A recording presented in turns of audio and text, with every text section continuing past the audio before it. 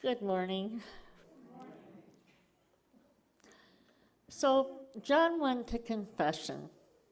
Father, I left my wife and ran off with a 30-year-old woman. The priest replied, Are you Catholic? I don't recognize your voice. No, Father, I'm not Catholic. Then why are you telling me this? I'm 90 years old. I'm telling everybody.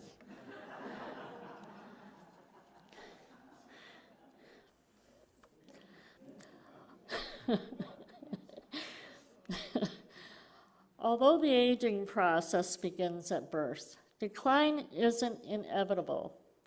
Yet, despite our best intentions, Pastor Terry Starks declares that we're born looking like our parents and we die looking like our choices.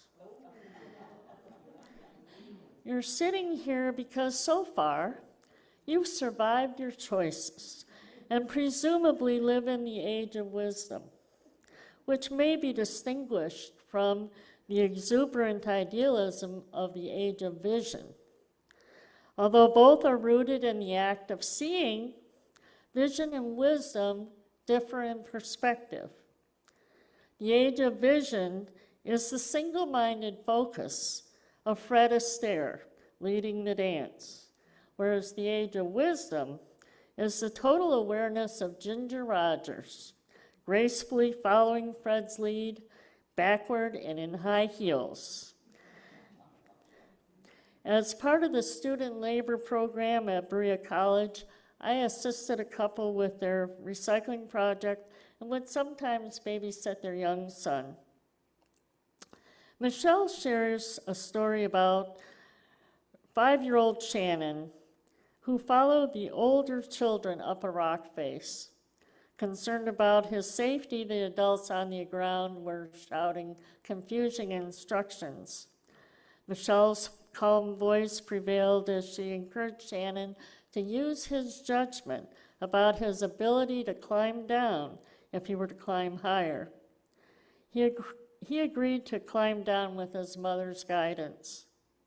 At 5 years old, Shannon was able to recognize and to follow wise counsel, which is underscored in Proverbs 1:5.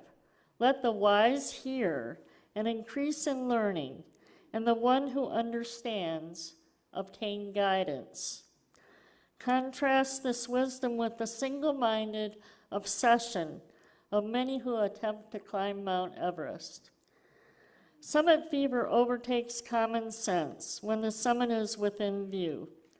Many inexperienced climbers who perceive the trek up Mount Everest as little more than a challenging walk up a steep hill dismiss the wiser counsel of their Sherpa guides and their determination to reach the summit at all costs. The elevation of this steep hill is just over 29,000 feet, or 5.5 miles above sea level. Consider that a 1-mile walk on level ground takes an average 15 to 20 minutes. Now imagine traversing that mile on a vertical slope in sub-zero temperatures over ice and deep snow and hidden crevasses, in constant danger of avalanches with 1/3 the oxygen needed to sustain life. For a no-frills guided tour with bottled oxygen, prospective climbers spend a minimum of $35,000 to ascend the North Route in Tibet, or $45,000 to ascend the South Route in Nepal. Frills can inflate the cost to as much as $200,000. For either route, base camp is situated at 17,000 feet. However, the climbing distance from base camp is 22 miles on the North Route and 13 miles on the South Route. Although steeper, the South Route is technically easier and therefore more crowded. Images of dense lines ascending the mountain have become iconic. It's no coincidence that Camp 4, the last stop before the southern push to the summit, lays just below 26,000 feet in the section known as the Death zone. Oxygen depletion becomes especially critical in this zone while waiting to reach the summit, sometimes for as long as 2 hours. Those last 3,000 feet through the death zone and back take an average 14 or 15 hours. As of January 2024, 6,664 people had summited Mount Everest nearly 12,000 times. The majority of repeat ascents having been achieved by well-acclimated Sherpas. Since the commencement of the Himalayan database in 1922, Everest has claimed the lives of 340 souls. Due to the hazards of recovery, some of the 200 unrecovered bodies have become landmarks in the frozen landscape over which climbers must step to reach the summit.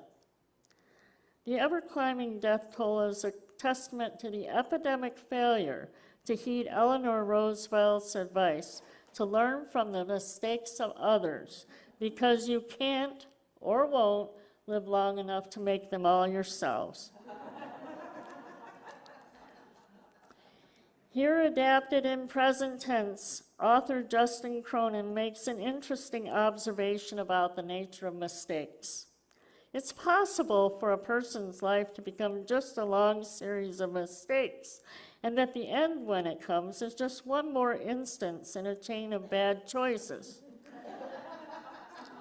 Most of these mistakes are actually borrowed from other people.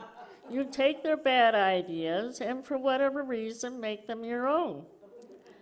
Thus, the age of wisdom has less to do with chronology than with one's ability to learn from, rather than to adopt the mistakes of others.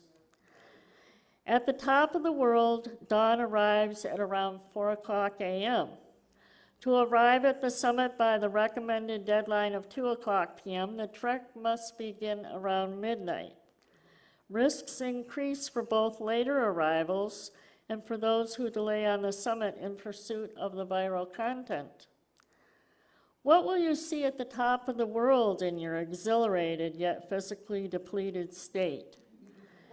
The view from the summit is indeed breathtaking. Not only does Everest overlook the 4th, 5th, and 6th highest peaks, the horizon is 208 miles away, which is the approximate distance between Ann Arbor and Chicago. You have just minutes to take your money shot before you must make room for the climbers behind you. Having bounded up the mountain, the age of vision now trudges down, precisely because the descent is anticlimactic. Nevertheless, the urgency of the descent is succinctly stated in the video, The Dark Side of Everest. Getting to the top is optional, but getting back down is compulsory. When you stand on the summit of Mount Everest, your journey is only half over. You'll probably die trying to get back down. Is there enough oxygen left in your tank for the return journey? Do you know how to navigate the mountain once the storm moves in? Can you accept the inability of other climbers to save you from your choices without risking their own lives? In fact, the death toll among the highly experienced Sherpas is largely due to their attempts to carry down their clients, alive or dead. While some souls risk their lives to ascend mountains, others risk their lives to return to home base. Counting myself in the latter category, I wish to share a personal anecdote about the return journey. I preface my narrative with a belated nod to my father, who shortly after his 18th birthday in 1940 enlisted in the Army Air Corps and enrolled a year later in the Parachute Riggers course, which prepared him for his role during the war. According to his diary, on October 30, 1944, Dad made his only parachute jump from just 3,000 feet, compared to a typical low-altitude jump from 8,000 to 13,000 feet, and a high-altitude jump from 30,000 feet, as though from the summit of Mount Everest. Likely relieved that his parachute brought him safely to Earth, my father broke his ankle upon landing. His diary entry is corroborated by a book entitled Valor Without Arms, A History of the 316th Troop Carrier Group, 1942-1945, which had this to say about his sacrifice. October 1944 ended with 21 enlisted men making free jumps over the field. Result, 1 broken leg and 2 broken ankles. Had my father been alive to share this statistic in 1977, I may not have driven with 3 high school boys to the Tecumseh Airport to jump out of a Cessna in the middle of February. I don't remember my mother's reaction, but she probably said, "If you break both of your legs, don't come running to me." Sounds like an Italian mother. We learned how to deploy the reserve chute if the main chute doesn't open, and how to use the parachute landing fall to safely absorb the impact of a 19-mile-per-hour descent under full canopy and a 25-mile-per-hour descent under the reserve canopy, landing both forward and backward, to the left and to the right, depending upon the angle of approach. Rather than jumping tandem with a jump master, we jumped solo with our static lines attached to the airplane. As I exited at 10,000 feet, I slipped and sat down upon the ice-covered step, whereupon the jump master instructed me to push away. My free fall was very brief before the static line deployed my parachute. An experienced jumper without a static line is in free fall for about 30 seconds and descends under full canopy for about 5 minutes. During this interlude, there's no sensation of falling without some point of reference. Well above the horizon, I was simply suspended without any sense of movement. Both direction and speed of descent are controlled with the cords on either side of the canopy. Through the walkie-talkie attached to my jumpsuit, I was instructed to aim for the pea gravel target near the hangar. Instead, I landed in a graceless heap a quarter-mile away, whereupon my air-filled parachute immediately began to drag me toward the runway. I struggled against it for a minute before I finally was able to follow instruction and release it.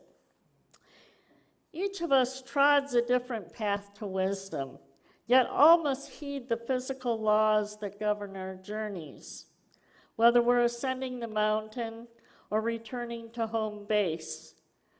The following beatitude is found in the Essene Gospel of Peace. Blessed are you who follow the laws of life and wander not on the paths of death. We humans are simply not designed to throw ourselves to earth from great heights. While I'm grateful for having experienced this once-in-a-lifetime perspective, I'm even more grateful for having survived without serious mishap or irredeemable error. 6 words never uttered in skydiving: if at first you don't succeed. During my lifetime, I've also parasailed over a mountain reservoir, taken a balloon ride over a mountain valley, and walked on an Alaskan glacier with 1 crampon.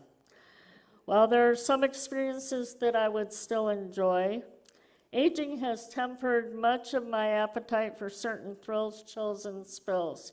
I'm no longer that impulsive youth, acting without forethought, seeking thrills as a way to achieve relevance, long before video evidence was even a thing. For many in pursuit of the viral video, cheating death has become a way of life. At last I understand that my own earthly sojourn is less about cheating death than about overcoming my fear of living an ordinary life. Having thus far survived my own questionable choices, I've landed solidly in the middle of ordinary, tying up loose ends of dreams and intentions and cultivating deeper connections. One way or another, we learn our lessons. Even Fred achieved his own brand of grace and wisdom through the missteps and the disagreements. However, if your own journey is all about overcoming unmitigated pain and trauma, then disregard this message and carry on. And yet, for those who can overcome any belief that only hard-won wisdom has value, trust that free will allows an easier path. Certainly, our journeys toward wisdom are often fraught with hazards that we may or may not survive. Despite these risks, I don't wish to discourage you from seeking and celebrating your own summits, because we may agree with Jocko Willink that there's no growth in the comfort zone, just as there's no comfort in the growth zone. More than ever, if you mean to reach the natural end of your life without killing yourself in the process, then wisdom and preparation are essential when ascending the mountains. When death is premature and reversible, it's called a near-death experience. Such narratives are so prolific that they're now part of our spiritual legacy. When death is inevitable, however, no one lives to tell about it, so it's a rare opportunity to hear about the death experience firsthand. I anticipate that these death experiences, or DEs, will soon become accessible in the spiritual narrative. I'm fortunate to have had this opportunity several months after my mother's passing in 2014. On the day of her death, I was in the bathtub when I heard her cry out in pain from the adjoining bedroom, where she had lain down for a mid-morning nap. I climbed out of the tub and stood in her doorway, asking how I could help. She exclaimed, "I'm being attacked from all sides." Among her health issues at 88 were 2 aneurysms, so I suspect that a ruptured aneurysm was responsible for her severe back pain the day before. When she stated that she wanted to wait out the attack, I climbed back into the tub. I listened as she moved into the living room, and then she was silent. 10 minutes later, I found her still warm, slumped in her recliner. Curious about her transition, I questioned her through our favorite medium. Mom had thought that she would make her transition in a dream state. She doesn't have any memory of physical pain, which is often perhaps another name for resistance. For 3 days, I had the feeling that it was coming. I had the feeling in the morning and at night that I might not be getting up. I felt like I was having a close call, like a brush with death. It was really time for me to go. I had a couple of opportunities before then to go, and I chose not to. I resisted it and held on. This is not a good idea, I can tell you that. Let us not hasten death through poor choices, nor prolong life through resistance. Let us trust that each will be recalled to our heavenly home as we complete our journeys. Let us also trust the knowing of our loved ones, because as my mother's error teaches, resistance is futile and seems only to lead to unnecessarily traumatic transitions. Let us instead wish them love on their journeys. Goodbye means God be with you. We'll see them again soon enough. Until such time, let each of us make the most of our time on earth, deliberately and mindfully growing in wisdom and love. So it is.